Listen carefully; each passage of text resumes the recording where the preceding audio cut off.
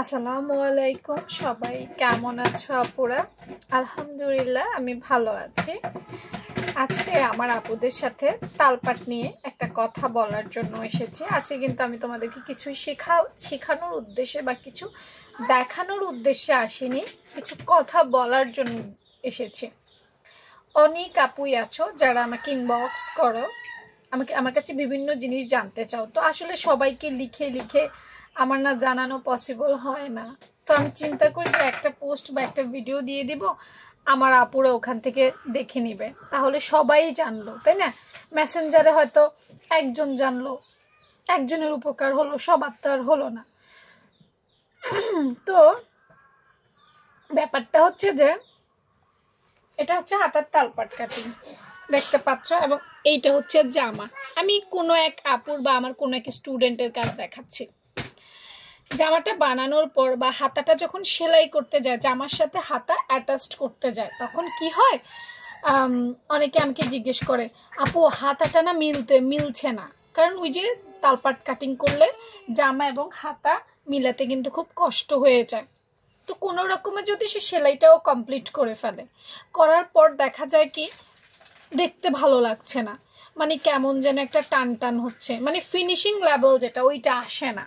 যেমন এই হাতাটাই হয়েছে, এই দেখো, এই যে দেখো তার পুরো জামাটা কি সুন্দর আয়রন করছে, অনেক সুন্দর, কিন্তু দেখো হাতাটা কিন্তু কোনোভাবে মিলছে না।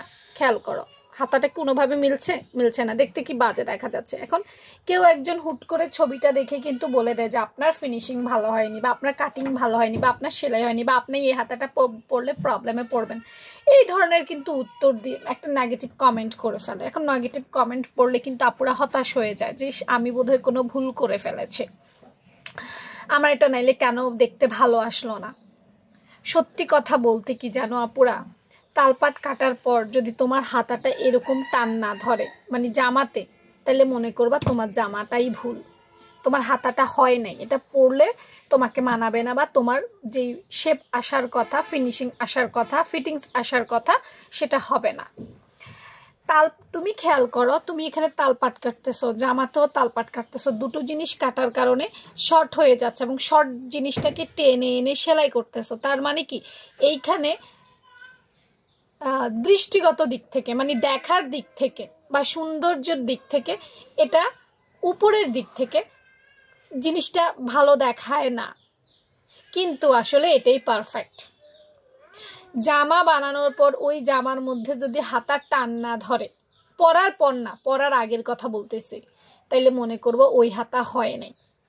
আর এমন লুক যখন আসবে, যখন দেখবো যে হাতাটা আসলেও মিলতেছে না, মিলানো যাচ্ছে না, দেখার দিক থেকে অসুন্দর, তাইলে মনে করবো এটা ঠিক আছে। সবসময় একটা কথা আছে না, চকচক করিলেই সোনা হয় না, ঠিক তালপাটের ব্যাপারটা এইরকম। ফিনিশিং আসে নাই বা ফিনিশিং আসলেই যে এটা পারফেক্ট, এটা ভুল। এই জামাটা একদম পারফেক্ট হয়েছে, সে পরলে একদম পারফেক্ট হবে, অথচ দেখার দিক থেকে মনে হচ্ছে যে হাতাটা কেমন কুচকে আছে। বুঝতে পেরেছ?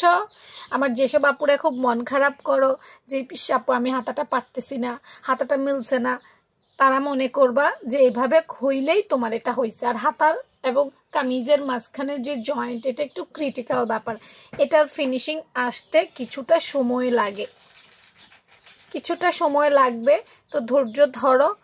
আর এটা 100% একদম যে ফিনিশিং হয় আমি এই কথাটাও বলবো না, তবে সময়ের সাথে সাথে ইনশাল্লাহ হয়ে যাবে। ঠিক আছে, ভালো থেকো সবাই, আল্লাহ হাফেজ।